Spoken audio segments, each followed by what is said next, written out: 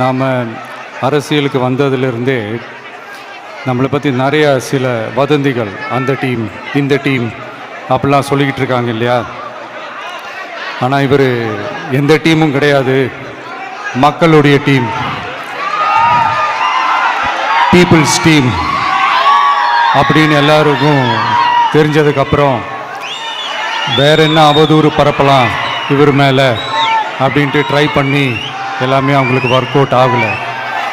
So கடைசியில் என்ன தான் இந்த விஜயை பண்ணலாம் அப்படின்னு நினைக்கும் போது தான் இந்த கூட்டணி அந்த கூட்டணிலாம் சேர போகிறாரு அப்படின்ட்டு ஒரு பொய்யான ஒரு பிரச்சாரத்தை பண்ணிக்கிட்டு இருந்தாங்க. இந்த நியூஸ் எல்லாம் கேட்டு நீங்கள் கொஞ்சம் கன்ஃபியூஸ் ஆகிருப்பீங்க. அதனால் இங்கே மறுபடியும் ஓப்பனாக தெளிவாக ஒரு விஷயத்தை நான் சொல்கிறேன். நாங்கள் எப்பவுமே மதச்சார்பற்ற கொள்கைன்றதில், அந்த ஸ்டாண்ட்லேயோ, மதச்சார்பற்ற சமூக நீதின்ற அந்த நிலைப்பாட்டிலையோ எப்பவுமே சமரசம் வச்சுக்கவே மாட்டோம்.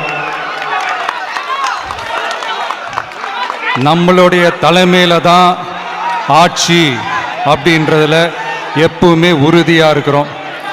நம்மளுடைய முதல் மாநாட்டில் கூட நான் சொன்ன மாதிரி அரசியலில் யாருக்காகவும் எதுக்காகவும் எந்த விதமான ஒரு சமரசமும் நாம் வச்சுக்க போகிறதே இல்லை. அந்த பேச்சுவார்த்தையே கிடையாது. சரிங்களா? அதனால் யார் என்ன அவதூறு பரப்புனாலும் தயவு செஞ்சு அதை நம்பாதீங்க. எல்லாம் வல்ல இறைவனின் அருளால் நாம் நினைச்ச டார்கெட்டை நம்மளால நிச்சயமா அடைய முடியும்.